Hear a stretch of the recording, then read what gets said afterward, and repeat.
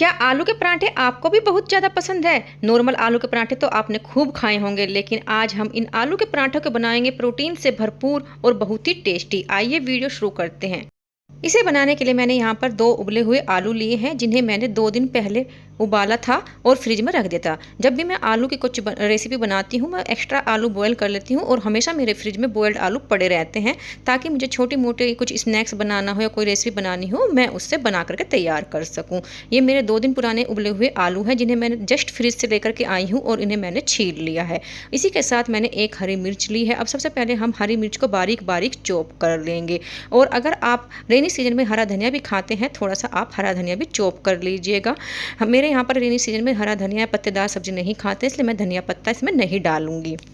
अब हमें आलू को लेना है और आलू को मोटा कद्दूकस कर लेना है। ये देखिए मेरे आलू भी कद्दूकस हो चुके हैं। अब हम लेंगे थोड़ा सा पनीर।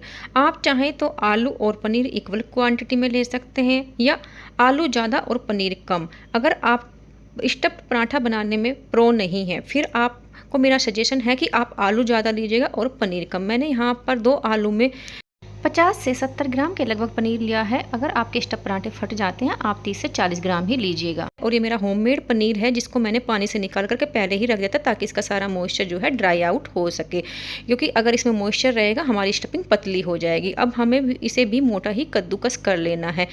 अब इसे और भी टेस्टी बनाने के लिए हम डालेंगे इसमें कुछ बेसिक मसाले। सबसे पहले डालेंगे स्टफिंग की क्वांटिटी को देखते हुए 1/8 टीस्पून से थोड़ा सा ज़्यादा सफ़ेद नमक, 1/8 टीस्पून चाट मसाला।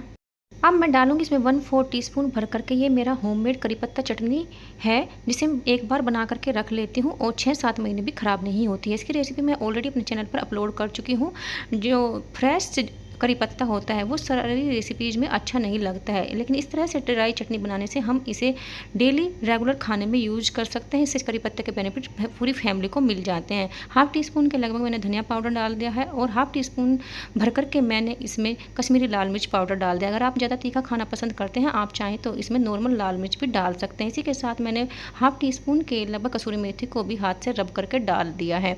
अब इन सब मसालों को अच्छे से मिक्स कर लेंगे। अगर आप चाहें तो इसमें थोड़ा सा आमचूर भी डाल सकते हैं। मेरे यहाँ पर ज़्यादा तीखा और खट्टा पसंद नहीं करते हैं, इसलिए मैंने इसमें आमचूर पाउडर नहीं डाला है। अब इन मसालों को अच्छे से हमें मिक्स कर लेना है। देखिए मैं किस तरह से जो आलू है और पनीर है उसे मिक्स कर रही हूँ, ताकि इनकी एक बाइंडिंग सी हो जाए और जो मसाले हैं वो भी इसमें अच्छे से मिक्स हो जाएं।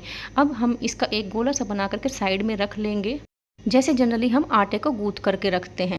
अब जो ये स्टफिंग है मुझे थोड़ी थोड़ी सी गीली सी लग रही है, जैसी स्टफिंग होनी चाहिए उतनी हार्ड नहीं है। ये इसलिए हुआ है क्योंकि जो मैंने फ्रिज से बॉइल्ड आलू लिए थे उनको मैंने बाहर निकाल करके 10-15 मिनट ऐसे ही नहीं छोड़ा, बल्कि उन्हें तुरंत यूज कर लिया। इससे क्या होता है कि जैसे ही हम फ्रिज से बाहर निकाल करके चीज़ें यूज करते हैं वो अपने मॉइस्चर रिलीज करती है, उसके कारण मेरी स्टफिंग जो है थोड़ा सा मुझे गीला गीला महसूस हो रही है। लेकिन मैं इसमें ना पोहा का पाउडर डालूंगी और ना ही भुने हुए चने का पाउडर, क्योंकि मेरे यहाँ पर उसके टेस्ट को पसंद नहीं करते। मेरे यहाँ पर प्योर आलू की स्टफिंग को पसंद करते हैं।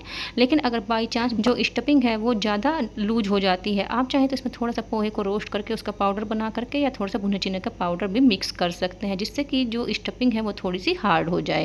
अब मुझे जितनी एक पराठे में स्टफिंग भरनी है उतने बड़े मैंने इसके गोले बना करके साइड में रख दिए हैं, ताकि जब मैं पराठे बनाने शुरू करूँ मेरा काम बीच में ना रुके। अब मैंने नॉर्मल जो हम रोटी का आटा लगाते हैं वो गूंथ करके रख लेते हैं। मैंने आटे को लगाते हुए उसमें थोड़ा सा नमक डाल लिया था। और जब स्टफ पराठे बनाती हूँ मैं मीडियम सॉफ्ट आटा लगाती हूँ, बहुत ज़्यादा सॉफ्ट ना बहुत ज़्यादा हार्ड। अब हमें जितने साइज़ के पराठे बनाने हैं उतना बड़ा बोल या फिर इतने साइज़ का बोल ले लेना है कि जो हमने स्टफिंग के बोल रखे हैं वो अच्छे से कवर हो जाए। अब पहले जो हमने डो का बोल है, सबसे पहले इसे आटे में रैप करके इस तरह से इसकी कटोरी सी बना लेनी है।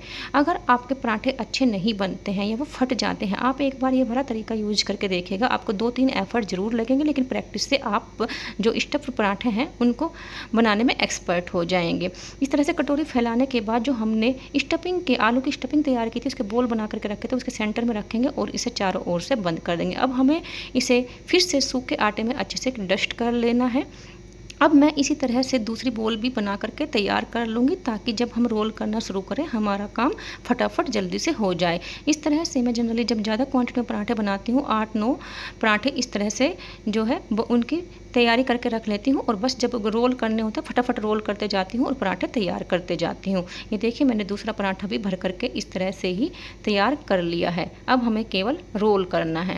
अब पराठा बनाते हुए एक मोस्ट इम्पोर्टेंट टिप्स, जब आप लोई बनाने के बाद उसे रोल करना शुरू करते हैं, आपको उसे चकले पर रखने के बाद तुरंत बेलन नहीं मारना है, बल्कि हाथ से थोड़ा-सा इसको इस तरह से स्प्रेड करना है। ये देखिए मेरी स्टफिंग थोड़ी-सी पतला थी, इसलिए वो किनारों से निकल गई है। अब ये पराठा जो है गुब्बारे की तरह तो नहीं फूलेगा, लेकिन फूलेगा, ये मेरी गारंटी है। आप आगे जा कर के वीडियो को देखेंगे कि मेरे पराठे कैसे फूल रहे हैं। पूरा नहीं फूलेगा, लेकिन फूलेगा। और पराठे का फूलना बहुत ज़रूरी होता है। इससे का मतलब होता है कि जो स्टफिंग है वो चारों तरफ इक्वली डिस्ट्रीब्यूट हो गई है, और साथ ही पराठा जल्दी से और अच्छे से क्रिस्पी भी हो जाता है। ये देखिए मैंने एक पराठे को रोल कर लिया है। अब हम दूसरी लोई लेंगे और उसको भी हाथ से इसी तरह से स्प्रेड करेंगे पहले, और उसके बाद हमें बेलन की हेल्प से हल्का हल्का, बहुत हल्के हाथ से चारों ओर से रोटेट करते हुए इसको हमें रोल कर लेना है। जब हमें लगे कि चारों ओर से ये इक्वल साइज में आ गया है, इक्वली रोल हो गया है, तब हमें इसे रोल करना बंद कर देना है। और साइड में मैंने तवा भी गर्म होने के लिए रख दिया है। जब भी स्टफ्ड पराठा बनाते हैं तवा हमारा अच्छे से गर्म होना चाहिए। अगर तवा कम गर्म होगा तब भी पराठे जो है नीचे से चिपक जाते हैं, इसलिए तवे का तेज़ गर्म होना बहुत ही ज़रूरी है।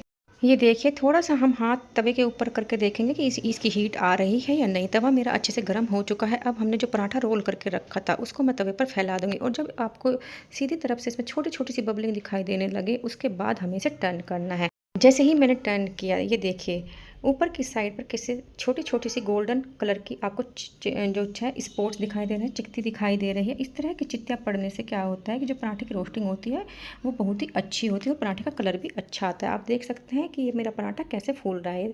मेरी स्टफिंग थोड़ी सी लूज रह गई थी, इसलिए थोड़ा जगह-जगह से फट रहा है। इसके बावजूद भी मेरा पराठा फूलने की पूरी कोशिश कर रहा है, और चारों तरफ से इसमें हवा भर रही है, यानी कि फूल रहा है। अब थोड़ा-सा नीचे से चेक करेंगे कि इसमें नीचे से अच्छा से ये रोस्ट हुआ है या नहीं। अगर ये नीचे से अच्छे से रोस्ट हो जाता है, उसके बाद हमें ऊपर की साइड पर अच्छे से घी या तेल, जिसमें भी आप बनाना चाहते हैं बना सकते हैं, और दोनों तरफ से अच्छे से तेल लगा करके हमें इसे अच्छा सा गोल्डन कलर आने तक का उलट पलट करके रोस्ट कर लेना है। ये देखिए हमारा कितना अच्छा पराठा बन करके तैयार हुआ है। ये बिल्कुल बलून की तरह नहीं फूला है, कोशिश कर रहा है, लेकिन वो जगह जगह इसमें जो है लूज स्टफिंग के कारण ये फट सी गया है, इसलिए प्रॉपर नहीं फूल रहा है। लेकिन इस पूरी कोशिश कर रहा है पराठा फूलने के लिए, यानी कि मेरा पराठा बहुत ही अच्छा बन करके तैयार हुआ है, और इसका कलर भी आप देख सकते हैं।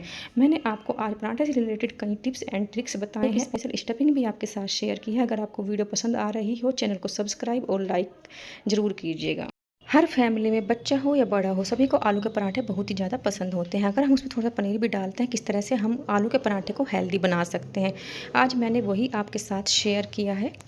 ये देखिए हमारा पराठा दोनों तरफ से सिककर तैयार हो चुका है। इसे साइड में निकाल लेंगे, और जो दूसरा पराठा हमने रोल करके रखा था, साथ ही उसे भी हम जो है तवे पर रोस्ट होने के लिए डाल देंगे। अगर आपको लगे कि मेरा तवा तेज़ ज़्यादा गर्म हो गया है, आप गैस को स्लो कर सकते हैं, लेकिन जनरली जब हम स्टफ पराठा बनाते हैं हमें गैस की फ्लेम स्लो करने की ज़रूरत नहीं होती है। हाई फ्लेम पर ही या हाई हीट पर ही ये एक के बाद एक बनते रहते हैं, और कभी भी जलने की कोई समस्या नहीं आती है। फिर भी अगर आपको कोई प्रॉब्लम आती है, मुझे कमेंट बॉक्स में लिखकर ज़रूर बताइएगा। ये देखिए इस पराठे को भी हमने सेम पहले वाले पराठे की तरह से ही दोनों तरफ से अच्छे से रोल कर लिया। ये देखिए साइड से मेरा पराठे की स्टफिंग निकल गई थी, फिर भी मेरा पराठा अच्छे से फूल रहा है, यानी कि जो हमारी स्टफिंग है वो इक्वली डिस्ट्रीब्यूट हुई है, और पराठा बहुत ही अच्छा बनने वाला है। इस पराठे में ऐसा नहीं होगा कि कहीं पर स्टफिंग है और कहीं से खाली है। अब मैं इसे खाने और सर्व करने का भी आपके साथ एक स्पेशल तरीका शेयर करूंगी। इसके लिए मैंने दोनों पराठे ले लिए हैं, और साथ में मैंने एक बाउल में कर्ड ले ली है। आप अगर ब्रेकफास्ट में बना रहे हैं, आप इसके साथ चाय भी इंजॉय कर सकते हैं। अब अमूल बटर को हमें छोटे छोटे स्लाइस करके इसके ऊपर ले लेना है। आप कम ज़्यादा जितना करना चाहेंगे अमूल बटर को, उस हिसाब से ले सकते हैं। और अगर अमूल बटर नहीं है, आप इसकी जगह देसी घी भी ले सकते हैं। दोनों से ही जो स्टफ्ड पराठे होते हैं उनका टेस्ट डबल हो जाता है। आप एक बार ये तरीका ट्राई करके देखिएगा। आप चाहें तो अपनी पसंद की कोई चटनी या अचार भी इसके साथ ले सकते हैं। मैं इसे ऐसे ही खाने वाली हूँ। मेरी प्लेट लग करके तैयार हो चुकी है, मैं जा रही हूँ इसे एंजॉय करने। Thanks for watching, bye bye.